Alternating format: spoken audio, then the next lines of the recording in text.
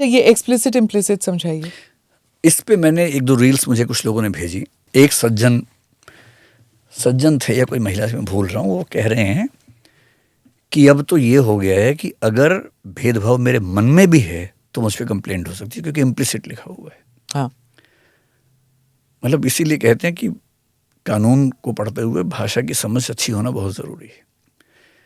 This is discrimination which is implicit, and discrimination cannot be a feeling, it has to be an act. Discrimination की भाषा में साफ साफ लिखा है any unfair, differential or biased treatment or any act. तो केवल मेरे मन में आ गया, इससे हो गया, ये कैसे हो जाएगा? मतलब क्यों नहीं लोग पढ़ते हैं इन चीज़ों को ध्यान से? मेरा ट्रीटमेंट या मेरा एक्ट, पहली बात तो डिस्क्रिमिनेशन में वही आ सकता है। अब इम्प्लिसिट कैसे होगा? मान लीजिए कि दो सिचुएशंस लेते हैं।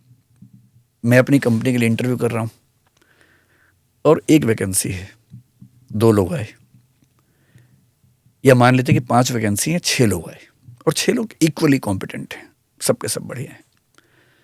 5 मेल्स हैं, 1 फीमेल है, और मैं मान लेते हैं कि बहुत ही पैट्रियार्कल माइंडसेट का आदमी हूं, मुझे लगता है कि महिलाएं काम नहीं कर सकती, एज्यूम करते हैं।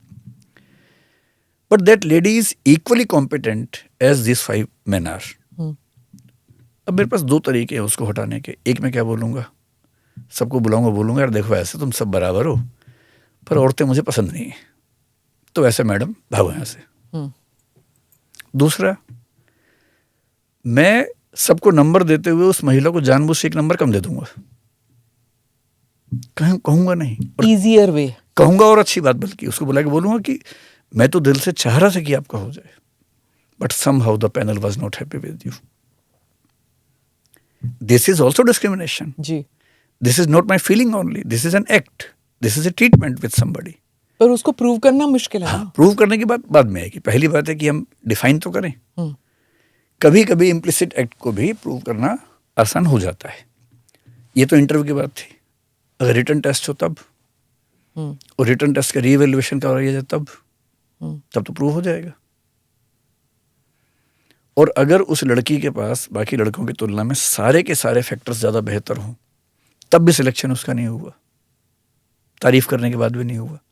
इसी को थोड़ा चेंज कर लीजिए।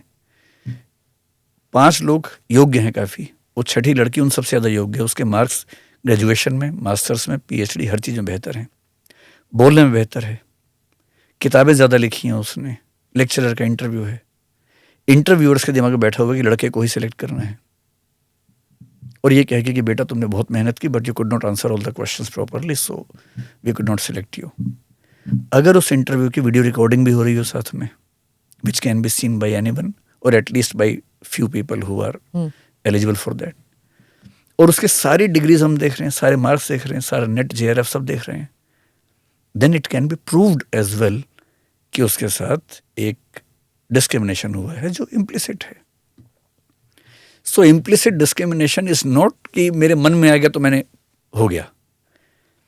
एथिक्स और लॉ की दुनिया में what I feel can not be the basis of any judgement, what I do is the basis of any judgement in the world of ethics, morality and in the world of law.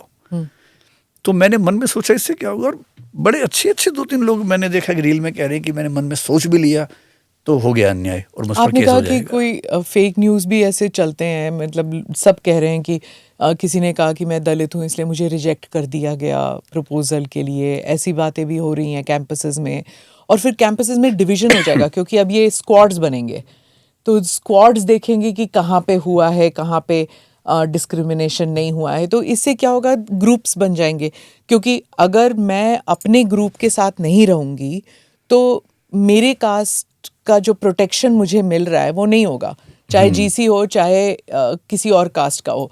तो जहाँ पहले सब लोग साथ मिलकर पढ़ते लिखते थे, अब you have to be in a particular caste group, नहीं तो आपको कोई सपोर्ट नहीं मिलेगा। जो पहला केस आपने डिस्कस किया, दूसरा स्क्वाड्स की बात करते हैं। पहला केस आपने डिस्कस किया, किसी ने कहा कि मैंने किसी को प्रपोज किया, क्या था, किसी लड़के ने किसी लड़की को प्रपोज किया, लड़की जनरल से थी, वो एक चल रहा है रील बहुत ज़्यादा, लड़की ने मना कर दिया तो उस लड़के ने SC/ST एक्ट में खिलाफ कंप्लेंट कर दी और यूजीसी रेगुलेशंस के आने के बाद ये हुआ। ये भी क्लेम है कि यूजीसी रेगुलेशंस 13 जनवरी को आई हैं, उसके बाद ही ऐसा केस हुआ है। पहली बात तो वो फेक है, क्योंकि उस पर मैंने आज सुबह एक वीडियो देखा जिसमें किसी ने फैक्ट चेक किया हुआ उसका। तो वैसे वो तो मैं तो खैर वैसे भी समझ रहा था फेक है, लेकिन अच्छा हुआ कि किसी ने समझा दिया। इसको ठीक से समझने की ज़रूरत है। आपको पता है कि हमारे कॉन्स्टिट्यूशन में आर्टिकल 17 एबोलिशन ऑफ अनटचेबिलिटी की बात करता है, अस्पृश्यता समाप्त करता है। एक मूर्ख आदमी ने कर्नाटक में एक बार एक केस किया। कॉलेज में गया, एक लड़की को उसने हैंडशेक करने के लिए हाथ दिया, लड़की ने हाथ मिलाने से मना कर दिया। And he filed A complaint in the high court that she has practised untouchability with me. तो लड़की ने भी बात कही कि भाई अनटचेबिलिटी नहीं है, लेकिन कोई मुझसे हाथ मिलाए और मैं मिलाना चाहूँ या नहीं तो मेरी चॉइस की बात है। अगर मैं सबसे मिला रही होती और इसको मैं साफ बोलती क्योंकि तुम इस जाति की उसे नहीं मिलाऊंगी तो अनटचेबिलिटी होती। अगर मेरे 2-3 दोस्त हैं, मैं उनसे मिलाती हूँ, बाकी से नहीं मिलाती हूँ। I do not know this person, why should I shake hands. तो हाई कोर्ट ने समझाया कि untouchability is not just the act of not touching someone, it has to have the intention of discrimination. अब ये वाली जो बात है, पहली बात, कोई SC लड़का किसी जनरल लड़की से कहे कि मैं तुम्हें प्यार करता हूँ, प्रपोज करता हूँ, और वो मना कर दे, इस पर केस हो जाएगा। पहली बात तो इन रेगुलेशंस के तहत कोई केस होना ही नहीं है। ये रेगुलेशंस अपने नेचर में क्रिमिनल हैं ही नहीं। ये केवल within the university, within the college campus एक डिस्प्यूट रिड्रेसल का तरीका है। There is nothing link to criminal in this. केवल एक जगह लिखा हुआ है इक्विटी कमेटी के बारे में कि मान लो किसी ने कंप्लेंट की, और कंप्लेंट कैसे की, इक्विटी हेल्पलाइन पे फ़ोन करके कंप्लेंट कर दी। अब कंप्लेंट आई, अगर कंप्लेंट में कुछ ऐसा है जो किसी क्राइम की परिभाषा में आता है, then it will be the duty of equity committee to send the information to the police. और ये इसमें क्या, हर रेगुलेशन में होता है। जैसे मैं बताऊं हमारे कंपनी में क्या है, जैसे मान लीजिए किसी महिला ने एक कंप्लेंट की पोस्ट के अंडर कर दी। अब पोस्ट तो एक कानून है, कंपनी उसमें क्या कर सकती है? If the complaint has been accepted, has been received, accepted नहीं, has been received, it is mandatory for us to have the ICC। तो ICC बैठेगी, ICC गवाही लेगी, उनकी भी लेगी, दूसरे पक्ष की भी लेगी, पूरा प्रोसेस होगा, इन रिटर्न लेगी। उसके बाद ICC रिकमेंडेशंस देगी। अगर दोनों पक्ष सहमत हैं तो उसको मान लेंगे, नहीं मानेंगे तो they have the right to go to the court. इसमें हम क्या कर सकते हैं? नहीं सर, ये प्राइवेट में अलग है। एजुकेशनल इंस्टीट्यूशंस में अगर जैसे मान लेते अगर ये हो जाता है, किसी लड़की ने अगर इंटेंशनली जान के प्रैक्टिस किया। पहले मैं बात पूरी करता हूँ, फिर इस पे वापस आते हैं। ये कॉलेजेस के बारे में है, और कॉलेज में पढ़ने वाले बच्चे 17+ के होते हैं। 18 में बच्चा फुल इंडिविजुअल बन जाता है, फुल सिटीजन बन जाता है। So after 18 everyone is liable to be prosecuted if he और she has done something wrong, legally wrong. Juvenile नहीं है, हाँ। और 16 से 18 के बीच में भी ग्रे एरिया होता है। कुछ मामलों में आप एडल्ट हैं, कुछ मामलों में नहीं है। मान लीजिए मेरी उम्र 19 साल है और मैंने कॉलेज में किसी SC ST के साथ कोई ऐसी बदतमीजी की जो सीधे सीधे एट्रोसिटी में आती है, तो कॉलेज हो या ना हो, उसके पास तो राइट है ही कि एट्रोसिटीज एक्ट में कंप्लेंट कर सकता है पुलिस में। ये रेगुलेशन सिर्फ इतना कह रही है कि अगर ऐसी कोई कंप्लेंट है जो सीधे सीधे प्राइमा फेसी उस तरह की है, तो इक्विटी कमेटी की जिम्मेदारी है कि पुलिस को इन्फॉर्म करे। वो तो करना ही पड़ेगा। मान लीजिए कि मैं इंस्टीट्यूशन चला रहा हूँ अपना, वहाँ कोई बच्चा किसी दूसरे बच्चे के खिलाफ कंप्लेंट करे कि मुझे जाति के नाम पे इसने उत्पीड़ित किया है, तो ये तो कंपलसरी है कि मामला जाएगा वहाँ पर। इसमें मैं क्या कर सकता हूँ? Other than that one provision, this whole regulation has nothing to do with police. और पुलिस से ये है कि पुलिस को प्रोएक्टिवली, पुलिस को, एडमिनिस्ट्रेशन को, मीडिया को, सिविल सोसाइटी को इनवाइट करेंगे, वो एक अलग चीज़ है। लेकिन पुलिस में कंप्लेंट वाली बात केवल एक है, और उसका संबंध इन रेगुलेशन से नहीं है। सर बट कभी कभी क्या होता है, it doesn't have to escalate to that level. आप अगर किसी स्टूडेंट के खिलाफ अगर एक प्रोसेस शुरू करते हैं, हाँ, कि उसने ऐसे किया है, तो वो रिकॉर्ड में चला गया, उसका पूरा वो अपने आप को इनोसेंट प्रूव करने में, क्योंकि इम्प्लिसिट एक्सप्लिसिट वाली बात है, अपने आप को इनोसेंट प्रूव करने में कई महीने निकल जाएंगे। फिर एक बात समझ लेनी है, यहाँ पर एकदम कंफ्यूजन है। हमारा लीगल सिस्टम, हमारा जूरिस्प्रूडेंस और दुनिया के लगभग सब देशों का जूरिस्प्रूडेंस इस सिद्धांत पे चलता है गिल्टी अंटिल कि 100 अपराधी छूट जाएं पर एक भी बेकसूर को सजा ना मिले। सुनिए मोसेस मेमोनाइट्स की बहुत फेमस स्टेटमेंट है और हम but it doesn't happen in practice. It happens accept in specific cases. केवल 3 तरह के मामलों में ऐसा नहीं होता है जनरली। कौन कौन से? एक एट्रोसिटीज एक्ट में जानबूझ के ऐसा कानून बनाया गया है जिसमें प्रिज्यूम्ड इंटेंशन मानी जाती है। 2018 में सुप्रीम कोर्ट ने एक सुभाष काशीनाथ कोई मामला था जिसमें इस चीज़ को हटा दिया था।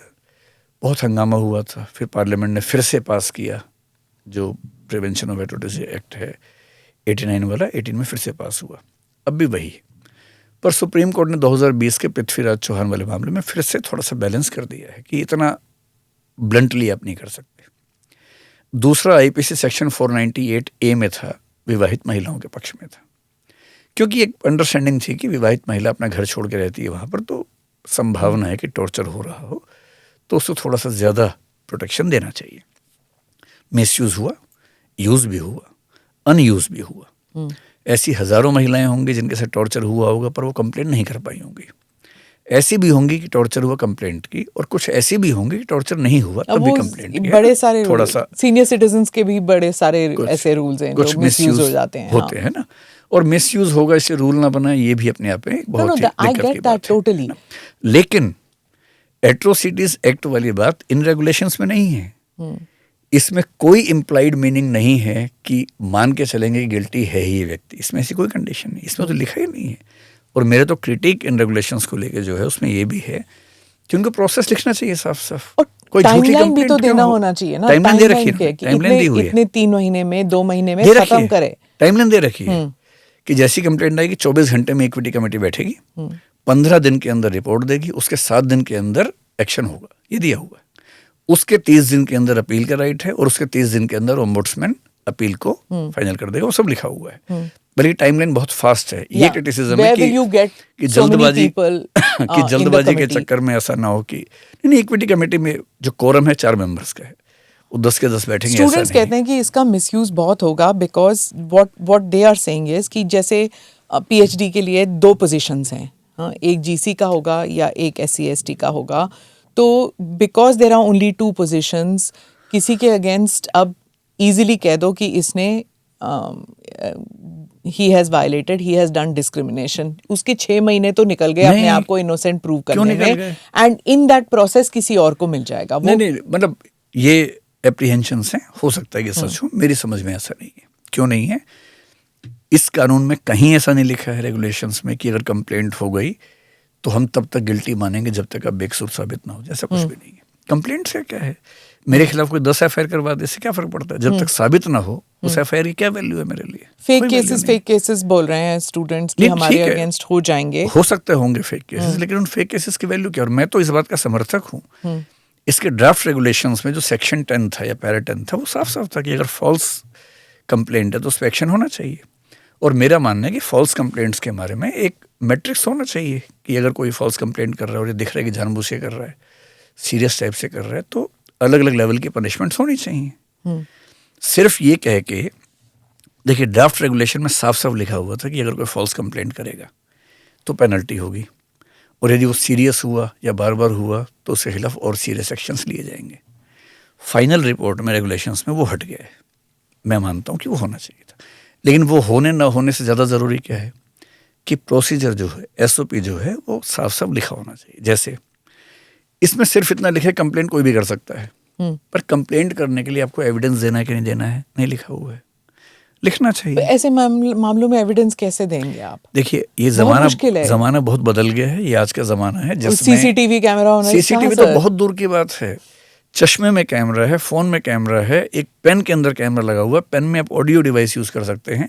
अगर मुझे पता है कि मेरा डिस्क्रिमिनेशन कोई करता है तो फिर हैबिचुअल डिस्क्रिमिनेशन की परिभाषा में लिखा हुआ है कि वो चीज़ बार बार होने वाली होनी चाहिए, वो सिर्फ एक इवेंट एक सिंगल इंसिडेंट, मतलब ऐसा बहुत क्लियर नहीं, लेकिन उसका भाव ये निकलता है कि जो ऐसा चल रहा है उसमें ये वाला भाव ज़्यादा है। नहीं, बट जैसे आपने एक एग्जांपल दिया ना कि मैं 1 मार्क कम देता हूँ, 2 मार्क कम देता हूँ, इसमें कैसे पता लगेगा? हर चीज साबित नहीं हो सकती। हाँ, exactly. लेकिन जितना हो सकता है उतना तो करेंगे।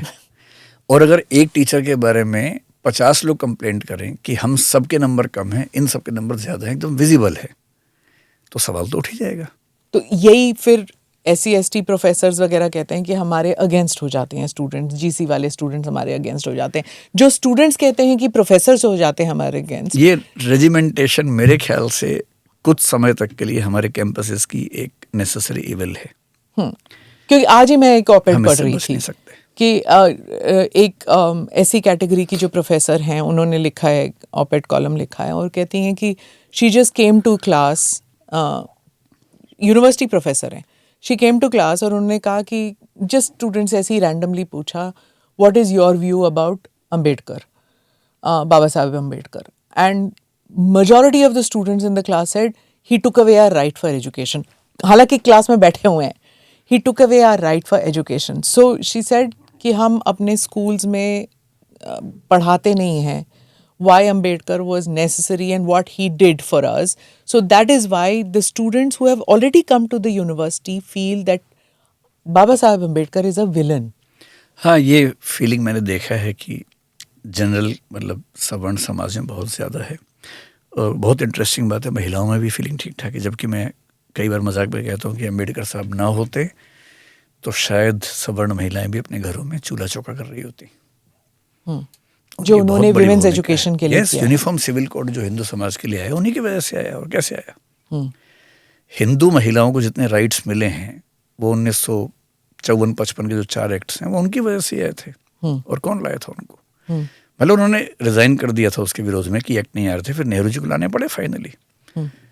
ऐसा होता है। हम इतिहास को कैसे समझते हैं, दोनों तरफ के मैं डिस्क्रिमिनेशन कह रही हूँ, प्रोफेसर्स के भी और स्टूडेंट्स के भी। They say that there is an inherent discrimination. इस सब का दुख सिर्फ ये है कि कुल मिला के माहौल ऐसा बन जाता है कि आप यूनिवर्सिटी में जा रहे हैं या एक रेजिमेंटेड कॉलोनी में जा रहे हैं जहाँ युद्ध होने वाला है। ये तो है। पर फिर एक बात ये भी है कि कभी कभी सही सिचुएशन तक आने के लिए एक कीमत चुकानी पड़ती है। या तो नॉर्डिक मॉडल जो इस मामले में है, नॉर्वे जैसे देशों में बड़ा अच्छा मॉडल है, वहाँ कोई कानून नहीं, कोई रेगुलेशंस नहीं है। वहाँ टीचर्स की ट्रेनिंग पे बहुत जोर है। वो बेसिकली 2 काम करते हैं। टीचर्स को लगातार ट्रेनिंग, ऐसे रिफ्रेशर कोर्सेज करवाते हैं ताकि उनको ये समझ में आए कि सेंसिटिविटी क्या है, सबको कैसे साथ में लेके चलना है। दूसरा, वो अपने हर क्लासरूम में, प्राइमरी स्कूल है कोई भी स्कूल हो, हमेशा मिक्स्ड एनवायरनमेंट रखते हैं। अमीर गरीब, इस धर्म के उस धर्म के, इस जाति के उस जाति के बच्चे एक साथ ही पढ़ेंगे। पर वहाँ पे इतनी डाइवर्सिटी तो थी नहीं ना। हाँ, लेकिन हमारे सोसाइटी में हाँ, है। लेकिन जितना उनके पास है कम से कम इंश्योर करते हैं कि हर बच्चे को बचपन से उसका एक्सपोजर मिल जाए। हमारे समाज में जो प्राइवेट स्कूलिंग का सिस्टम है वो प्रैक्टिकली ऐसा हो जाता है कि उसमें एक ही सोशल स्टेटा के लोग एक साथ पढ़ रहे होते हैं। तो स्कूलिंग करके जब बच्चे बाहर निकलते हैं उनमें से अधिकांश को बाकी धर्मों के बारे में, बाकी क्लासेस के बारे में, मतलब अमीरों को गरीब बच्चों के बारे में नहीं पता होता, गरीबों को अमीरों के बारे में नहीं पता होता। कॉलेज में कई बार ऐसा होता है कि पहली बार वो आमने सामने आते हैं और उनको एक बड़ा शौक सा लगता है कि समाज ऐसा भी होता है। मेरे ख्याल से जो नॉर्वे जैसे देशों का मॉडल है, पता नहीं वो हम कब कर पाएंगे। वाला आपने देखा होगा ना, वहाँ पे जो ये दिस होल वोक कल्चर हुआ, उसके बाद मतलब जो डिस्क्रिमिनेशन को लेकर जो सारे रूल्स आए, रेगुलेशंस आए, और उसके बाद the Republican administration came in and उन्होंने सारा उलट फेर कर दिया। Everything changed all of a sudden and they said that this is a course correction. कुछ लोग कहते हैं कि एक तरफ चला गया था, wokeism had gone to such an extent, और फिर उसका फिर करेक्शन हो गया। तो करेक्शन हुआ तो फिर बिल्कुल ही पलट दिया सब कुछ। और and people in our country are saying कि देखो हम उनसे क्यों नहीं सीखते कि वहाँ पे देखो क्या हुआ था और हम वही कर रहे हैं अब। नहीं, पहली बात तो हमारा सिस्टम उनके सिस्टम से काफ़ी अलग है। रिजर्वेशंस हमारे यहाँ होती है, उनके यहाँ नहीं होती है। उनका सिस्टम एकदम अलग काम करता है। उनके तो फेडरल फंडिंग के बेस पे होता है। जो सिविल राइट्स का एक्ट था उनके यहाँ, उसके बेस पे 1964 में एक रेगुलेशन बना था कि कोई भी संस्था जो फेडरल फंडिंग लेती है उसको 3 बेसिस पर इक्वालिटी इंश्योर करनी होगी। रेस था, रिलीजन था और एक शायद नेशनैलिटी थी। इन 3 बेसिस पर अभी बल्कि कुछ यूनिवर्सिटी ने कास्ट भी ऐड कर दिए वहाँ पर। ये भी रिसेंट ट्रेंड है। हाँ, वेस्ट कोस्ट में 1-2 ने, अभी कैलिफोर्निया स्टेट यूनिवर्सिटी नहीं है बट अनऑफिशियली हो गया था। लड़ाई लड़ी थी, ऑफिशियली हो गया है। एक नेपाल के शख्स हैं, उनका नाम है प्रेम परियार, वो दलित समाज से आते हैं। प्रेम परियार जब नेपाल गए तो उन्होंने सरनेम हटाया नहीं जानबूझ के, मतलब कई लोग हटा लेते हैं, उन्होंने हटाया। तो नेपाल के ही कुछ सवर्ण लोगों ने उनके साथ शायद एट्रोसिटीज़ की, एट्रोसिटी का मतलब डिस्क्रिमिनेशन किया। तो उन्होंने एक मूवमेंट शुरू कर दिया, उसमें कुछ नॉन एससी बैकग्राउंड के लोग भी साथ हुए उनके, नेपाल के और भारत के। तो फाइनली कैलिफोर्निया स्टेट यूनिवर्सिटी ने अपने ऑफिशियली एक्सेप्ट कर लिया, कास्ट को एक बेस मानते हैं। इसके खिलाफ भारत के 2 प्रोफेसर ने केस किया, पर वो केस हार गए क्योंकि लोकस स्टैंडाई नहीं बन पाया, मतलब वो इससे किसी भी रूप में पीड़ित हैं वो साबित नहीं कर पाए। हार्वर्ड ने भी बहुत लिमिटेड फॉर्म में कास्ट को जो मतलब नॉन डिस्क्रिमिनेशन क्लॉजेज हैं उसमें कहीं कहीं ऐड करना शुरू किया है अभी, हार्वर्ड ने भी कर दिया है। ब्रैंडीज यूनिवर्सिटी शायद सबसे पहली थी, फिर California state university. California state के तो कई कैंपस है, 20-30 कैंपस है, सब में उन्होंने अप्लाई कर दिया कास्ट को। वहाँ भी एक मूवमेंट चल रहा है उसका, मतलब सही है गलत अलग बात है, लेकिन एक फैक्ट है कि वहाँ चल रहा है। और ये जो रिपब्लिकन्स कर रहे हैं, देखिए तो 4-4 साल की बात होती है अब 4 साल वो पावर में है, शायद 4 साल जेडी वंस रहेंगे आगे, लेकिन साइकिल का पहिया घूमता रहता है। जब डेमोक्रेट्स आएंगे तो फिर से थोड़ा सा कोशिश करेंगे कि जो पर यहाँ पर इंक्लूजन वाला है, पॉलिटिकल पार्टीज यू फील, उसकी वजह ये है हमारे यहाँ कि हमारे यहाँ जो वोटर बेस है वो पीड़ित पक्षों का बहुत ज़्यादा है। अमेरिका में क्या है, जो वाइट्स हैं, वाइट अमेरिकन हैं, उनकी परसेंटेज 75 से 80 के बीच में रहती है। तो American whites can decide anything, बहुत फर्क पड़ता नहीं। अश्वेत 15% के आसपास है मुश्किल से, बाकी सब छोटे छोटे 1%, आधा परसेंट, 2% हैं। तो वहाँ जो माइनॉरिटीज़ हैं जिनको इंक्लूजन चाहिए, वो इतना बड़ा वोट बैंक नहीं है कि अमेरिका की सरकार पलट देंगे। और वहाँ प्रेसिडेंशियल सिस्टम है, एक आदमी को चुनना है सिर्फ। यहाँ पे तो कास्ट बेस पे हमारी पॉलिटिकल पार्टीज हैं इतनी सारी। हाँ, क्योंकि रीज़न है ना, ओबीसी कम्युनिटी हमारे यहाँ 52% तो मानी थी मंडल कमीशन ने, जो 1931 के सेंसस के बेस पे था। अब जो सेंसस होगा उसमें लोग अनुमान कर रहे हैं कि it should be somewhere between 55 to 65, 68 में भी, जैसे बिहार में शायद 68 निकला है अभी सर्वे में, तो 60 भी अगर मान लें। एससी 15 से बढ़ के 15.5, 16 के आसपास हो ही चुके हैं, एसटी 7.5 से बढ़ के 8 हो चुके हैं। तो 24-25 अगर SC/ST मान लें, 60 अगर ओबीसी हैं, तो 85% of the society is either SC/ST और OBC. So it becomes a biggest vote. तो फिर ये कमिटीज में भी तो वही ऐसी परसेंटेज रिप्रेजेंटेटिव होनी चाहिए ना, अगर सोसाइटी। ये बहुत डिस्प्यूट वाली बात है, क्योंकि कमिटीज में अगर यही परसेंटेज होंगी तो फिर दिक्कत और बढ़ेगी। हाँ। तो दिक्कत और बढ़ेगी, क्योंकि ये भी है ना कि कॉलेजेस में, प्रोफेसर्स में जो स्टेक होल्डर्स हैं, उनमें ये परसेंटेज नहीं चल रही है, ये तो समाज में है। तो मतलब मेरा मानना है कि रिप्रेजेंटेशन सबका होना चाहिए। मेरा ही अपनी समझ है कि जब रिप्रेजेंटेशन सबका होता है ना, जैसे इक्विटी कमेटी में मान लीजिए लिखने की ज़रूरत अगर लग रही है तो एक वाक्य लिख दीजिए कि बाकी कम्युनिटीज़ को भी शामिल किया जाएगा, उसमें क्या परेशानी है। या हम पॉलिटिकल बात करते हैं, जो द गवर्नमेंट सेज, या जो गवर्नमेंट के समर्थक हैं वो भी कहते हैं कि ये जो गाइडलाइंस बनी हैं, it's as per article 14, 15, 16 and 46 of the constitution. ये कोई नई बात नहीं है, this is a continuation of the same process. अगर continuation of the same process है तो why is it that people from the general category are feeling so frightened of this? पहली बात तो जनरल कैटेगरी या ओबीसी, SC/ST किसी ने भी संविधान ठीक से पढ़ाई कहाँ है? उन्हें क्या पता कि संविधान में क्या लिखे और यहाँ क्या लिखा तो ये इग्नोरेंस से बवाल मचा है। इग्नोरेंस नहीं, नॉट ओनली इग्नोरेंस, एक तो ये बात है। दूसरा, संविधान में लिख देने से ऐसा तय नहीं होता कि सब लोग उसको फील भी करें, सब लोग को एक्सेप्ट भी करें। अनटचेबिलिटी संविधान के हिसाब से 1950 में खत्म हो गई थी, साफ लिखा है अनटचेबिलिटी इज एबोलिश्ड, ये लिखा हुआ है। पर समाज में तो आज भी चल रही है। अगर आप छोटे गाँवों में जाएं और छोटे कस्बों में भी आप देखेंगे अनटचेबिलिटी किसी न किसी फॉर्म में मिली जाती है। तो संविधान में लिखने मात्र से कुछ नहीं होता। तीसरी बात, हमारे यहाँ एक सिस्टम काम करता है कि जो चीज़ कॉन्स्टिट्यूशन में लिखी है, मान लीजिए एक एक्ट बना और एक्ट और कॉन्स्टिट्यूशन में कोई कॉन्ट्राडिक्शन है, तो एक्ट का उतना हिस्सा हट जाएगा जितना कॉन्स्टिट्यूशन से क्या कहेंगे इनकोहेरेंट है। ऐसे एक्ट के अंदर आते हैं रूल्स रेगुलेशंस। ये यूजीसी एक्ट 1964 था, 61 या 64, उसके तहत ये रूल्स बने। So anything in the rules which is in contradiction to the act or to the constitution will be cut off, will be declared void, null and void. तो उनका ये कहना है कि ये आर्टिकल 14, 15, 621 और 46 से सीधा नहीं आ रहा है, और बेसिकली इसमें आर्टिकल केवल 15 लागू होता है। 14 तो एक फिलॉसफी है।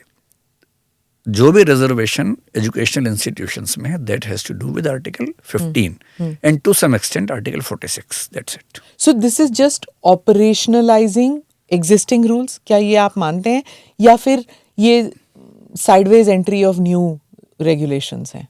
फिलॉसफी आर्टिकल 15 की है। ओके। आर्टिकल 15 ये कहता है कि डिस्क्रिमिनेशन नहीं होना चाहिए, है ना, एजुकेशनल स्पेसेस में भी नहीं होना चाहिए, साफ साफ कहता है। उसमें 3 सेक्शंस शुरू में संविधान में थे, 3 बाद में जोड़े गए थे, जिनमें से एक SC ST OBC के लिए है, एक प्राइवेट इंस्टीट्यूशंस में रिजर्वेशन देने के लिए, और 15(6) EWS के लिए, जो हाल ही में 2019 में हुआ था 103 अमेंडमेंट से। अब क्या होता है, कॉन्स्टिट्यूशन में तो एक छोटी सी बात लिखी होती है, एक्ट में डिटेल करते हैं, रेगुलेशंस में और डिटेल करते हैं। तो जब भी रेगुलेशन आता है तो बेसिकली डिटेल तो है, उसमें कुछ ना कुछ तो नया ही रहा है। And the court has to decide whether everything that is coming in the regulations is consistent with the constitution और नॉट। मुझे पर्सनली ऐसा नहीं लगता कि बहुत इनकंसिस्टेंसी इसमें है। हाँ, जो 2-3 मुद्दे बहुत उभर रहे हैं उनको एड्रेस सुप्रीम कोर्ट कर सकता है, सरकार कर सकती है, कोई बड़ा हंगामा क्यों? नहीं विकास जी, आजकल क्या हो रहा है कि जेन जी के प्रोटेस्ट को लेकर सारी सरकारें बहुत घबराई हुई हैं। From every country is scared of it.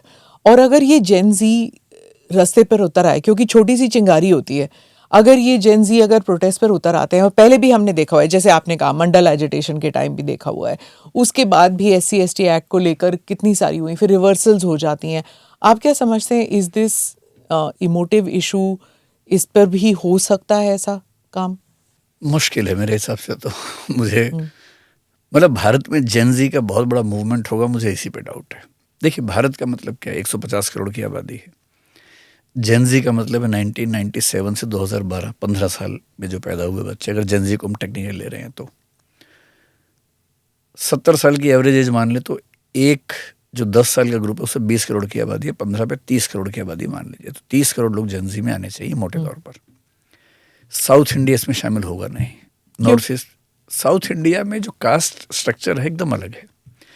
वहाँ जनरल कैटेगरी के लोग इतने कम हैं कि वहाँ OBCs को रिप्रेजेंटेशन पहले से उससे ज़्यादा मिला, वो जितना कमेटी देने की बात कर रही है in all the spaces. Tamil Nadu में विशेष रूप से, लेकिन केरल में भी काफ़ी हद तक वैसा ही है। बाकी स्टेट्स वो सेटल हो गया वहाँ पे, जो सेटल हो गया, या कम से कम वहाँ पर बहुत हंगामा नहीं हो रहा है। ओके, ठीक है। मुझे बहुत उम्मीद नहीं है कि महाराष्ट्र, गुजरात, उड़ीसा और नॉर्थ ईस्ट में बहुत हंगामा इस मुद्दे पे होने वाला है। ये हंगामा बेसिकली नॉर्थ में होगा, यूपी, बिहार, मध्य प्रदेश में हो सकता है, हरियाणा में हो सकता है, राजस्थान में हो सकता है, क्योंकि इन स्टेट्स में देखिए, मैं थोड़ा सा अगर आप टाइम दे तो मैं और विस्तार में समझाता हूँ। सारा हंगामा OBC को लेके हो रहा है, और ये हंगामा एकदम गलत भी नहीं है। इसके पीछे ना माइंडसेट समझना चाहिए कि सवर्ण समाज क्यों डरा हुआ है। क्या मैं ये मान लूँ कि बिना बात के डरा हुआ है, या कोई जेन्युइन वजह है? एक तो हो सकता है कि अफवाह फैला दी लोगों ने, लोग डर गए। लोग तो डर जाते हैं अफवाह फैल जाए तो। ये केवल अफवाह है या उसके पीछे कुछ रीजनेबल ग्राउंड्स भी हैं? मेरा ख्याल है कि रीजनेबल ग्राउंड्स भी हैं उसके पीछे, और इसलिए सरकार या सुप्रीम कोर्ट थोड़ा सा लैंग्वेज चेंज कर दे 1-2 लाइन, तो उसमें कोई दिक्कत की बात है भी नहीं। कम से कम सब भरोसे में तो रहें। यूनिवर्सिटी युद्ध का मैदान क्यों बने? अगर बातचीत से बात बन सकती है तो क्यों, ऐसा मैं कह रहा हूँ। संविधान लागू होने से पहले SC ST का आरक्षण चल रहा था सेंट्रल लेवल पे भी। पूना पैक्ट आपको पता ही है ना। तो पूना पैक्ट के बाद से सहमति थी कि मतलब पार्लियामेंट के इलेक्शंस में भी, स्टेट के इलेक्शंस में भी SC ST को रिजर्वेशन मिलेगा। SC को SC कहा 1935 में गया, पहले डिप्रेस क्लास कहते थे, और ST को ST आज़ादी के बाद कहा गया। तमिलनाडु, आंध्र प्रदेश, इन सब स्टेट्स में, इनके तब नाम ये नहीं थे, तब मद्रास एक स्टेट का रीऑर्गेनाइजेशन, हाँ, तो उसके पहले नाम अलग अलग थे। इन सब में OBC रिजर्वेशन भी चल रहा था पहले से। बहुत इंटरेस्टिंग बात है कि रिजर्वेशन आज़ादी के बाद की बात नहीं है। रिजर्वेशन 1902 में शुरू हो गया था, कोल्हापुर में 1902 में हुआ। तब तो SC नाम भी नहीं था, ST नाम भी नहीं था, BC ही था, बैकवर्ड या नॉन ब्राह्मण्स बोलते थे उस समय। कोल्हापुर में 1902 में हुआ, 1917 में बड़ौदा में हुआ, 1921 में मैसूर में हुआ, 1927 में मद्रास में हुआ, 1935 में जिस त्रावणकोर कोचीन कहते हैं वहाँ हुआ। इन सब में आरक्षण आज़ादी से बहुत पहले से चल रहा है। कहीं कहीं नौकरी में चल रहा है, जैसे कोल्हापुर में, बड़ौदा में, मैसूर में नौकरी में हुआ, मद्रास में इलेक्शंस में हुआ, पहले 1921 के इलेक्शंस में, फिर नौकरी में हो गया, और ऐसे ही केरल में भी 1935 में नौकरी में हो गया। तो दक्षिण के लोग ओबीसीज के आरक्षण को लेकर आज़ादी के पहले से मेंटली तैयार थे, और वहाँ ओबीसीज का अनुपात बहुत ज़्यादा है, वहाँ जनरल कैटेगरी की बहुत कम आबादी है। तो वहाँ वो सब पहले हंगामे हो चुके हैं, खूब हंगामा उस समय हुआ।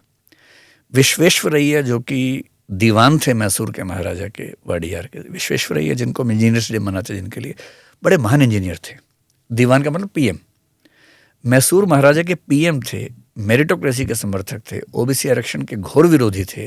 उन्होंने इस्तीफा दे दिया, उसके बाद भी आरक्षण लागू हुआ था। इतनी मतलब लड़ाइयाँ हो चुकी हैं वहाँ पर पहले। नॉर्थ में लड़ाइयाँ नहीं हुई उस समय, महाराष्ट्र में भी हो गई थी, कोल्हापुर से शुरू हुआ था, है ना। तो महाराष्ट्र को भी आदत है इन चीज़ों की, वो समाज अब उससे थोड़ा सा आगे निकल गया है।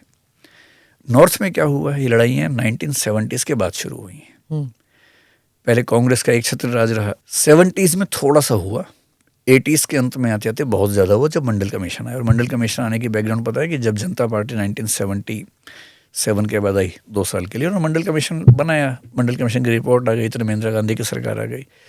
तो 80 से 84 इंदिरा गांधी, 84 से 89 राजीव गांधी ने उस रिपोर्ट को दबा के रखा, क्योंकि वो इंटरेस्टेड नहीं थे उसमें। 89 में वीपी सिंह गए, वहाँ से नॉर्थ की पॉलिटिक्स चेंज हुई पूरी तरह से। उन्होंने 1990 में मंडल कमीशन को लागू कर दिया, और एक झटके में पॉलिटिकल जो डिस्कोर्स था, नैरेटिव से हमारा चेंज हुआ। ओबीसी सेंट्रिक पॉलिटिक्स शुरू हुई। जनरल कैटेगरी को SC ST का नाम 2012 में रेगुलेशंस में था, उसको लेकर चिंता नहीं थी, क्योंकि SC ST एक्ट समाज में चलता है, उसको लेकर तनाव रहता है। 2018 में वो तनाव देखा हमने, सुप्रीम कोर्ट जजमेंट आया, उसके खिलाफ देश भर में बहुत विद्रोह हुआ, सरकार को फिर से एक्ट बनाना पड़ा, वो सब देखा हमने। पर जनरल कैटेगरी को लगता है कि कॉलेज में जब हमारे बच्चे जाएंगे उन पे केस लग जाएगा, तो ये तनाव की बात ज़्यादा है कि भाई बच्चे पढ़ने जा रहे हैं, अगर उन पे केस लग जाएगा बिना बात के लगेगा तो हम कैसे मान लें। जनरल कैटेगरी और SC ST समाज के बीच में ठीक ठाक गैप भी है, except the creamy layer of the SC and ST। OBC इसके साथ क्या है कि ओबीसी एक तो बहुत बड़ा ग्रुप है, minimum 52%, and it can go up to 68-65% in a given society. OBC homogeneous group नहीं है, हेट्रोजीनस है। अब इसमें क्या कि ओबीसी में जो सबसे नीचे लेवल पे हैं वो लगभग SC जैसे लेवल पे हैं। जैसे तेली है, हमारे PM भी उसी ओबीसी कास्ट से आते हैं। आपने कभी नहीं सुना होगा कि तेली लोगों ने बहुत बड़ा खतरनाक आंदोलन पैदा कर दिया है। नंबर भी कम है, सोशल स्टेटस भी कम है। माली है, कुम्हार है, निषाद है, हालांकि निषाद अब थोड़ा पॉलिटिकल होना शुरू हुआ है, लेकिन जनरली आप देखेंगे कि सोशल डिस्कोर्स में बहुत तनाव इनको लेकर कभी होता हो। लेकिन उसी ओबीसी स्ट्रक्चर में जो ऊपर है, जिनको डोमिनेंट कास्ट कहते हैं, अगर आपने MN श्रीनिवास को पढ़ा हो, MN श्रीनिवास भारत के बहुत बड़े समाजशास्त्री हुए। 1950s में उन्होंने कास्ट सिस्टम को समझने के लिए एक नया कॉन्सेप्ट दिया, डोमिनेंट कास्ट। पहले की अंडरस्टैंडिंग ये थी कि जो रिचुअलिस्टिक ऑर्डर में ऊपर है उसके पास पावर, ब्राह्मण के पास सारी पावर है, फिर क्षत्रिय के पास है, फिर वैश्य के पास है, शूद्र के पास कुछ भी नहीं है। और शूद्र के भी बाद नंबर 5 पे जो आते हैं उनको SC आमतौर पे कहते हैं। शूद्र का मतलब अम्बेडकर राइट लिटरेचर में शूद्र का मतलब ओबीसी से ज़्यादा होता है। उसके बाद जो नंबर 5 पे हैं, जिनको वर्ण व्यवस्था से बाहर मानते हैं, उनको लोग कहते हैं कि वो SCs में आने चाहिए, डिप्रेस्ड क्लासेज हैं। ये एक इंटरप्रिटेशन है, कुछ लोग दोनों को एक मान लेते हैं। अब आप देखेंगे कि जो लोग इसके टॉप पे हैं, और डोमिनेंट कास्ट का मतलब क्या बताया मैंने श्रीनिवास ने, ऐसी कास्ट जिसके पास न्यूमेरिकल स्ट्रेंथ है, संख्या ज़्यादा है, लेकिन जिसके पास इकोनॉमिक रिसोर्सेज भी ठीक ठाक हैं, लैंड है, बाकी रिसोर्सेज हैं, पैसा भी है। नंबर 3 जो पॉलिटिकली अवेयर भी है, एक्टिव भी है। और चौथा जो हिरार्किकल ऑर्डर में इतनी नीचे नहीं है कि उसको रोज अपमान झेलना पड़े, मतलब डे टू डे लाइफ में ठीक जिंदगी जीते हैं, खराब जिंदगी नहीं जीते हैं। डेमोक्रेसी आने के बाद उनको रियलाइज हुआ कि हम तो बहुत ताकतवर हैं, हमारे पास तो वोट सबसे ज़्यादा हैं। अब इसमें अब मैं कुछ जातियों के नाम बोलूँगा तो हंगामा बहुत और गालियाँ बहुत पड़ेंगी, लेकिन जो MN श्रीनिवास ने नाम बताए, जैसे जाट एक जाति है हरियाणा में, मैं हरियाणा से हूँ, हरियाणा यूपी राजस्थान में जाट एक जाति है। अब यूपी में जाट ओबीसी में भी आते हैं, राजस्थान में भी कहीं कहीं आते हैं, स्टेट लिस्ट में। और सेंट्रल लिस्ट में कहीं नहीं, हरियाणा में नहीं, सेंट्रल लिस्ट में तो नहीं आ पाए क्योंकि 2014 में दिया गया था, लेकिन बाद में सुप्रीम कोर्ट ने खारिज कर दिया था। सेंट्रल लिस्ट में जाट मेरे ख्याल से कहीं भी नहीं आते, स्टेट लिस्ट में कहीं कहीं आते हैं, जैसे यूपी में आती है। ऐसे ही जो गुर्जर ये समाज भी कुछ लोग नहीं जानते कि स्टेट लिस्ट अलग है, इसके बाद सेंट्रल लिस्ट अलग है। मैं समझा दूंगा। हाँ। इसके बाद SC ST में एक लिस्ट होती है, ओबीसी में 2 लिस्ट होती है, मैं समझा दूंगा। ऐसे ही गुर्जर समाज से गुर्जर कहते हैं। ऐसे ही अगर आप देखेंगे उत्तर प्रदेश में यादव हैं, कुर्मी हैं, ये लोग डोमिनेंट हैं, लेकिन ओबीसी में आते हैं। लैंड ओनिंग है, सब कुछ है, पावर है, संख्या है, इलेक्टोरल पॉलिटिक्स में ताकत उनके पास है, बहुत ज्यादा जाति आधार पर हिरार्किकल बेसिस पे, रिचुअल बेसिस पे बहुत ज्यादा रोजमर्रा की जिंदगी में दमन नहीं होता है, ये सब बेसिस। क्योंकि यादव समाज में तो ये भी है ना कि कृष्ण जी यदुवंशी थे, तो एक ट्रेडिशन वो भी चलता है उनका। इधर मराठा लोग ओबीसी बनने के प्रोसेस में, मराठा जाति भी डोमिनेंट कास्ट है, ओबीसी तो भी नहीं हो पाई है, बड़े सारे हैं। इधर पटेल हो गए गुजरात में और MP में, पाटीदार गुजरात में मुख्य रूप से हैं। अगर आप जाएंगे कर्नाटक में तो वोकालिगा भी, लिंगायत भी, दोनों ओबीसी में आते हैं, दोनों डोमिनेंट कास्ट हैं। मतलब वोकालिगा शायद कुछ, और अगर आप आंध्रा तेलंगाना जाए तो एक और रेड्डी कम्मा, उनकी डिबेट चलती है। केरल में एजवा है। ये सारी जातियां, एम.एन. श्रीनिवास ने बताया कि ये डोमिनेंट कास्ट की परिभाषा में आती हैं। SC ST समुदाय में कोई भी वर्ग डोमिनेंट कास्ट नहीं बन पाया आज तक, इसलिए सीधी फाइट जनरल से नहीं होती। इनकी जो ओबीसी का जो अपर हिस्सा है, जो डोमिनेंट कास्ट में है, उसकी फाइट होती है। अब उनको लगता है, मैं आपको एग्जांपल देके समझाता हूँ। तो ये बफर था, ये ओबीसी का बफर है। इसीलिए बोलते हैं कि नॉर्थ इंडिया में झगड़े कम हुए क्योंकि बफर जोन काम कर रहा था। साउथ में बफर, मतलब साउथ में समझ थोड़ी सी अलग थी, इसलिए वहां पर झगड़े ज्यादा हुए। तो अगर मैं इसी रेगुलेशन के बारे में बात करूं, जो इस रेगुलेशन के समर्थक है वो कह रहे हैं कि भाई ओबीसी के खिलाफ तो अत्याचार होता है, जनरल के खिलाफ कैसे हो सकता है। तो मैं कल सोच रहा, जब मुझे ये हुआ कि आपसे आज मिलना है, तो मैंने सोचा कुछ हाइपोथेटिकल सिचुएशन सोच के देखता हूँ। हाँ। और मैं पहले स्पष्ट कर रहा हूँ, मैं ना कहूँ से दोस्ती, ना कहूँ से बैर, मैं किसी पक्ष में नहीं हूँ, ना इधर ना उधर। मैं तो एकेडमिक इंटेग्रिटी वाली बात कोशिश करता हूँ कि जो मुझे समझ में आता है वो बात करूँ। इमेजिन करके देखिए 3-4 केसेस इक्विटी कमेटी में, या जो डेफिनेशंस में इन्होंने कास्ट डिस्क्रिमिनेशन में कहा है कि कास्ट डिस्क्रिमिनेशन वो होगा जो SC ST या ओबीसी के खिलाफ होगा। तो पहला सवाल है, क्या जनरल के खिलाफ कास्ट डिस्क्रिमिनेशन हो सकता है? इसका जवाब है कि हाँ, हो सकता है। कौन कर सकता है? 5 केसेस देखते हैं। मान लीजिए कि मैंने हरियाणा में देखा है, बहुत सारे स्कूल कॉलेज होते हैं, अग्रसेन स्कूल, अग्रसेन कॉलेज, या वैश्य स्कूल, वैश्य कॉलेज होते हैं। वैश्य समुदाय की एक संस्था है जिसमें सब लोग वही हैं, मतलब NGO में या ट्रस्ट में। उन्होंने एक संस्था बनाई इस भाव से कि हम पढ़ाई करवाना चाहते हैं। मैनेजमेंट में सारे वैश्य समुदाय के लोग हैं उसमें, क्योंकि उनकी संस्था है तो वही होंगे। कॉलेज बनाया, प्रिंसिपल को उन्होंने अपॉइंट किया। अब मान लीजिए उस कॉलेज में नियुक्ति होनी है, किसी पियून की होनी मान लीजिए, या किसी प्रोफेसर की होनी है, और कैंडिडेट्स वहाँ दोनों तरह के हैं। एक ऐसा है जो वैश्य समुदाय से है, एक ऐसा है जो ब्राह्मण समुदाय से है। इक्वल हैं दोनों। क्या इस बात की संभावना नहीं है कि वैश्य समुदाय को वहाँ ऐसी प्रेफरेंस मिल जाए जो डिस्क्रिमिनेशन मानी जा सकती हो? हो सकता है। वैश्य व्यक्ति भी जनरल में है, ब्राह्मण भी जनरल में है। अगर ब्राह्मण सभा का कॉलेज है तो वहाँ इसका उल्टा हो सकता है। राजपूत सभा का कॉलेज है तो वहाँ हो सकता है ब्राह्मण या वैश्य के साथ कोई डिस्क्रिमिनेशन हो जाए। क्यों नहीं हो सकता है?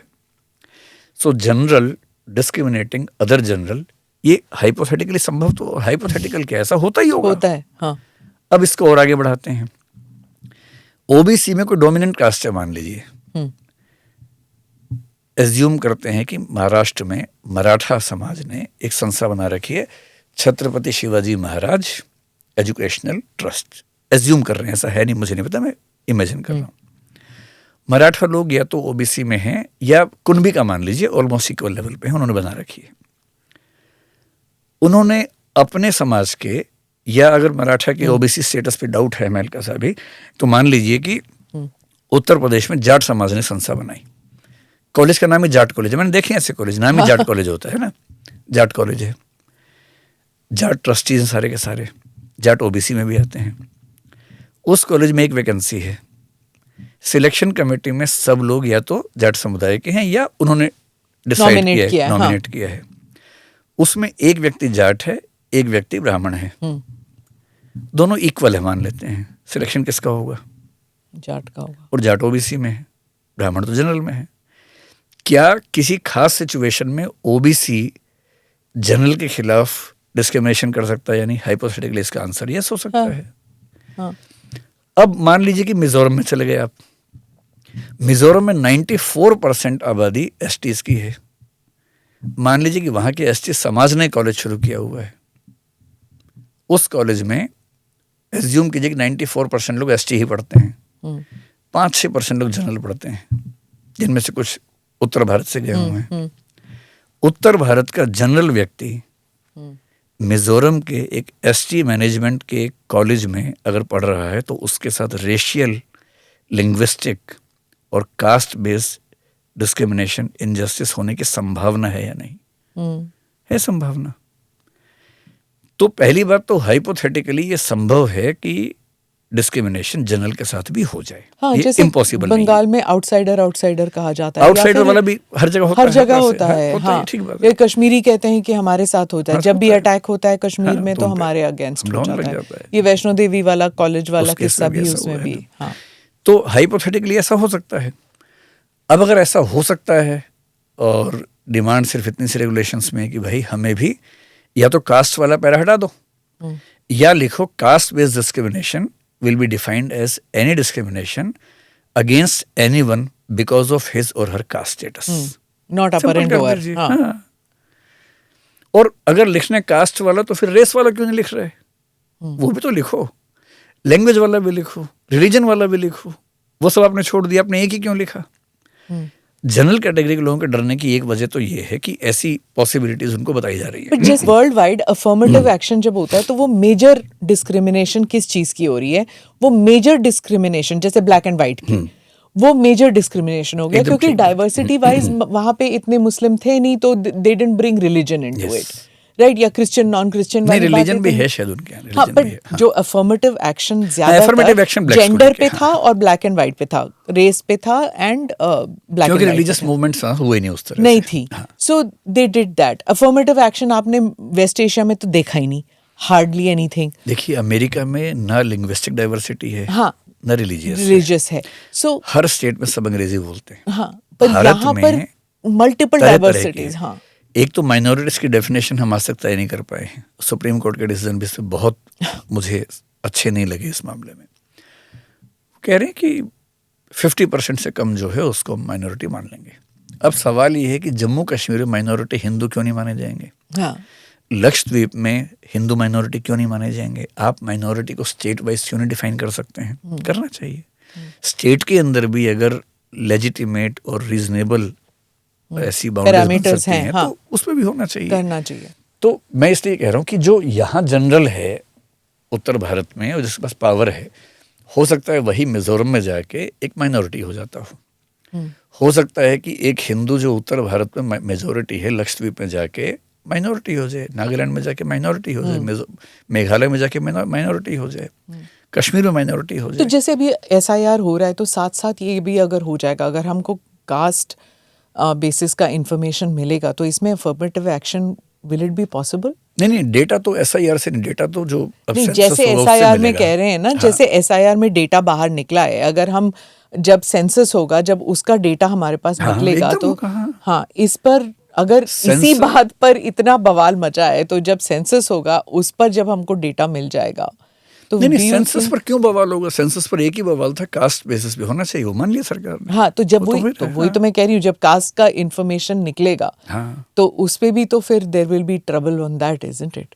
होगा, लेकिन मतलब इंटरेस्टिंग बात है, पिछली बार भी हुआ था, उसकी रिपोर्ट आज तक बाहर आई नहीं है लेकिन हुआ तो पिछली बार भी था। हाँ, और जब ये निकलता है तो उस पर अफर्मेटिव एक्शन होगा कि नहीं होगा? मतलब उसी के लिए तो कर रहे हैं। सुप्रीम कोर्ट ने जो बार बार कहा है इसीलिए तो कहा है कि आप एफर्मेटिव एक्शन आपने करना देखा चाहिए। कर्नाटका में उन्होंने लागू नहीं किया, निकला इन्फॉर्मेशन लागू करने नहीं करने का मसला ये भी कि जब सरकारें चेंज हो जाती हैं तो उसके बाद फैसले बदल जाते हैं, एक ये भी है।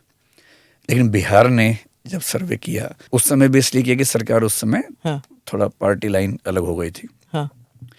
और ये तीनों सर्वेज इसलिए हुए कि सुप्रीम कोर्ट ने परमिशन दे दी कि हम इसको सेंसस नहीं मानेंगे, सर्वे मानेंगे। लेकिन अच्छा, कोई सरकार बाद में कितना यूज़ करे कितना नहीं करेगी वो तो सेकेंडरी बात है। सबसे पहली बात है कम से कम डेटा तो हो हमारे पास।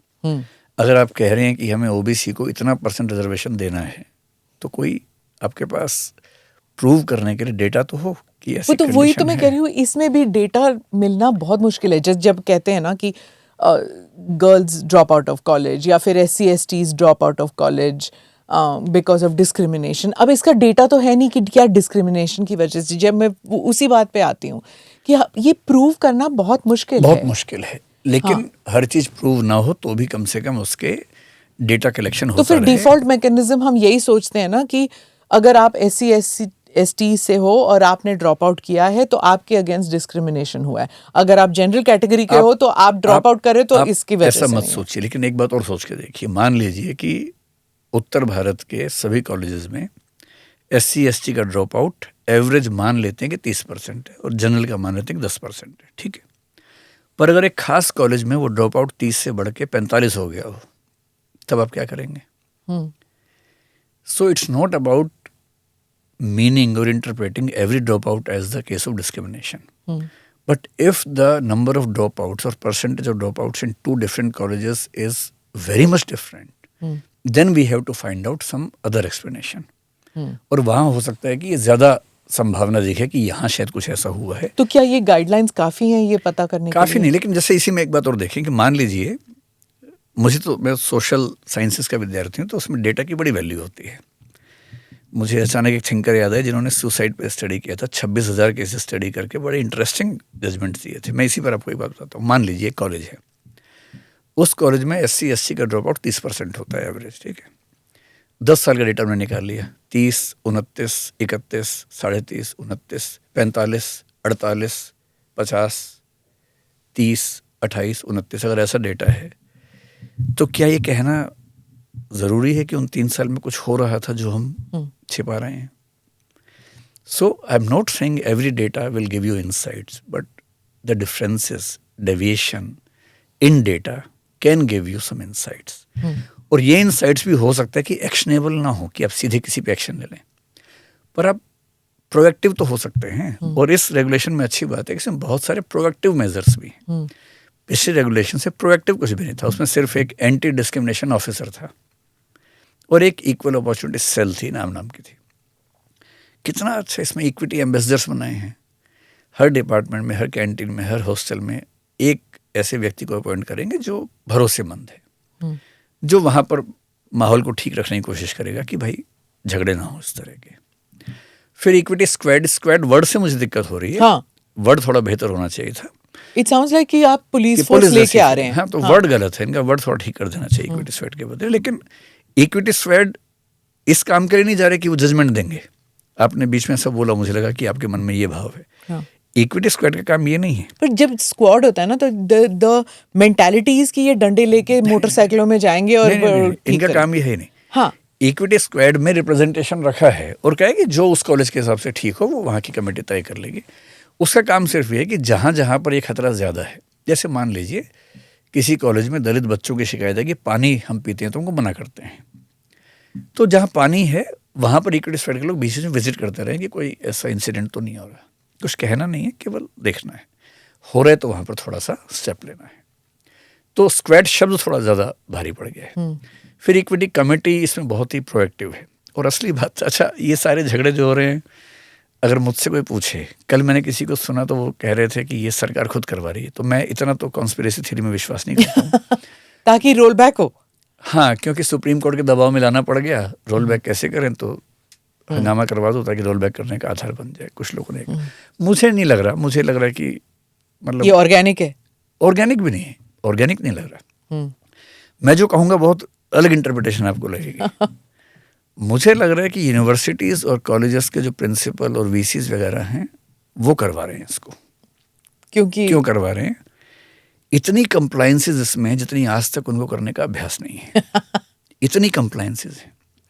पिछले वाले में क्या था, आप कंप्लायंसेस नहीं कर रहे, कोई पनिशमेंट नहीं थी, आर्बिट्ररी था ना। इसमें क्या है, ऐसी ऐसी चीज़ें कर दी हैं कि जो इक्विटी कमेटी है या इक्वल अपॉर्चुनिटी सेंटर है, EOC है बेसिकली, पहली कंडीशन है कि साल में 2 रिपोर्ट्स उसको अपनी वेबसाइट पे पब्लिश करनी है। एवरी ईयर जनवरी और जुलाई में। क्या रिपोर्ट है कि हमारे कॉलेज में स्टूडेंट्स में और स्टाफ में अलग अलग सोशल क्लासेस का रेशो कितना है, एग्जैक्ट नंबर्स बताने हैं। जो ड्रॉप आउट किया बच्चों ने उनमें क्या क्या रेशो है, और जो कंप्लेंट्स आई थी इसके तहत उनका स्टेटस क्या है। ये साल में 2 बार अपनी वेबसाइट पे पब्लिक डोमेन में डालना है। साल में एक रिपोर्ट जनवरी में यूजीसी को भेजनी है, और वही रिपोर्ट किसको जाएगी, यूनिवर्सिटी को भी जाएगी। वही रिपोर्ट जो टेक्निकल उनकी है संस्था, जैसे ACITE है, उसको जाएगी। और अगर वो किसी स्टेट में है तो डायरेक्टरेट ऑफ एजुकेशन को जाएगी या डिपार्टमेंट ऑफ एजुकेशन को जाएगी, उन सबको भेजेंगे। प्राइवेट इंस्टीट्यूशंस भी। Yes yes, this applies to every institution. तो वो तो दबाने की कोशिश करेंगे ना, करना पड़ेगा ना। साथ में क्या लिखा हो लास्ट में, अगर कोई कॉलेज या यूनिवर्सिटी ऐसा नहीं करता तो पहले तो यूजीसी मॉनिटर करेगी। एक नेशनल मॉनिटरिंग कमेटी बनाने की इसमें बात लिखी है, जिसमें सारी संस्थाओं के लोग भी होंगे, अलग अलग कमीशंस के लोग होंगे, सिविल सोसाइटी के लोग भी होंगे, और वो जा भी सकते हैं चेक करने के लिए। हर इंस्टीट्यूशन को साल में एक रिपोर्ट सबमिट करनी है यूजीसी को, और अगर नहीं की तो 4 पनिशमेंट्स लिखी हुई हैं। यूजीसी की स्कीम से बाहर कर सकते हैं, ग्रांट्स वगैरह नहीं आएंगे। यूजीसी की तरफ से डिग्री देने के जो आपको अथॉरिटी है वो ख़त्म कर सकते हैं। आप डिग्री दे ही नहीं सकते, एडमिशन नहीं ले सकते। आपका डिस्टेंस, ओपन लर्निंग और ऑनलाइन एक्टिविटीज़ ख़त्म कर सकते हैं, और अंत में आपकी जो मान्यता है वो रद्द कर सकते हैं। इतनी रेगुलेशंस हैं, इतने कंप्लायंसेस हैं, इतने कंप्लायंसेस पूरे करने में, और किसी ने कंप्लेंट कर दी। पहले क्या था, पहला फुसला के दबा दो बात को। अब क्या है, जैसी कंप्लेंट आई, पहले कंप्लेंट केवल इन राइटिंग होती थी 2012 में। अब कंप्लेंट करने के 4 तरीके। पहले ऑनलाइन कर दीजिए, ऑनलाइन आते ही रिकॉर्ड्स में आ गया। भाई राइटिंग में तो आप समझा बुझा के मना कर देंगे। अब तो कंप्लेंट वेबसाइट पे आ गई है, ऑनलाइन आ गई है। या आप मेल भेजेंगे कोऑर्डिनेटर को, या लिख के देंगे, और या जो इक्विटी हेल्पलाइन है उससे फ़ोन कर देंगे। 4 तरीके हैं। उसके 24 घंटे के अंदर इक्विटी कमेटी की मीटिंग होनी है। 15 दिन के अंदर लिखा हुआ इक्विटी कमेटी अपनी रिपोर्ट देगी, और रिपोर्ट कंप्लेनेंट को भी भेजेगी। 7 दिन के अंदर जो प्रिंसिपल है या VC है उसको एक्शन लेना है उस रिपोर्ट पे, और अगर उस रिपोर्ट से कोई पक्ष सहमत नहीं, 30 दिन के अंदर ओम्बुड्समैन के पास जाएगा। एंड ओम्बुड्समैन, पिछली बार क्या था, एक अपील पिछली बार भी थी, पर अपील क्या थी, प्रिंसिपल के पास।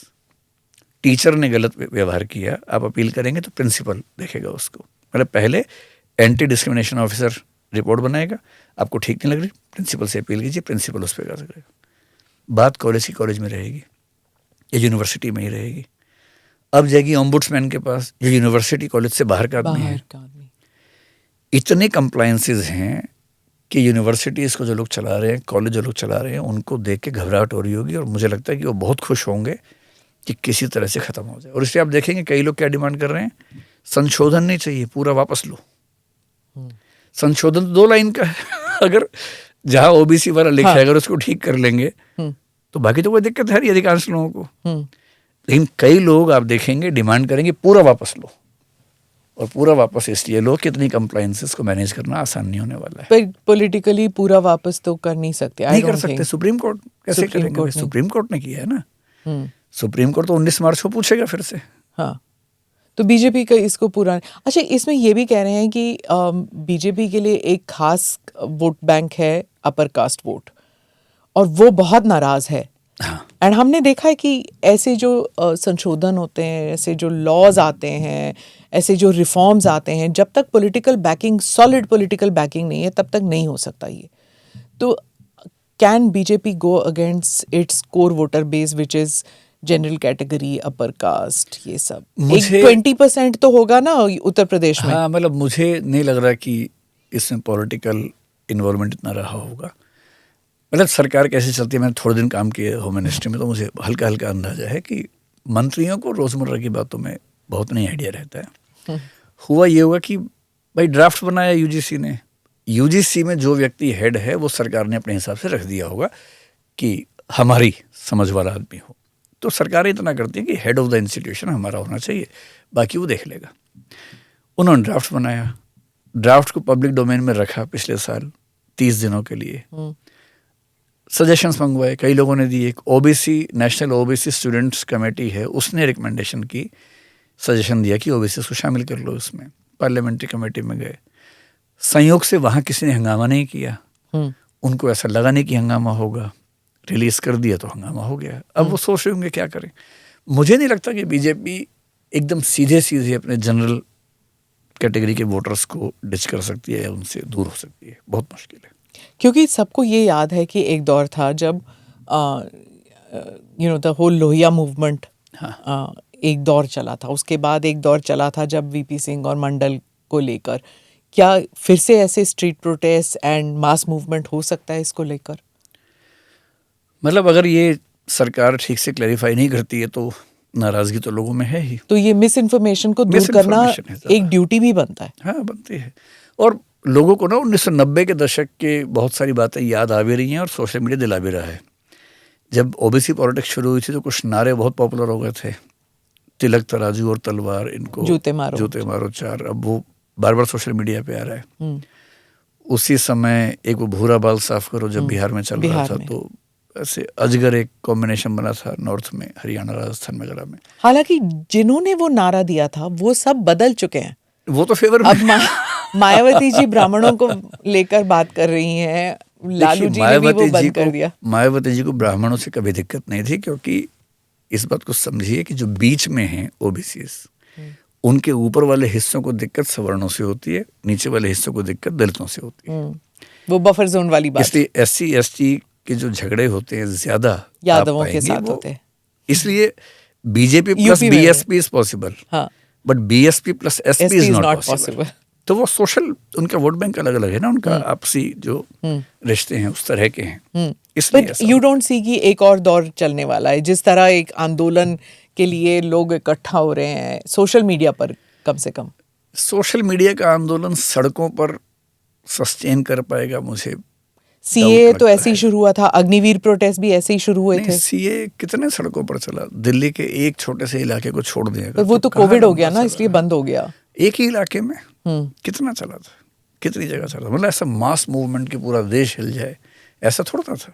पर फार्म लॉज हो जाए, अग्निवीर हो जाए। लॉज हुए, लेकिन फार्म लॉज भी केवल उत्तर भारत के कुछ इलाकों में, और फिर रिवर्स करना पड़ा धीरे धीरे। वो सरकार की अपनी राय है कि रिवर्स करना है कि नहीं करना है। इसमें भी क्या पता रिवर्स कर लें, क्या पता, डर जाए।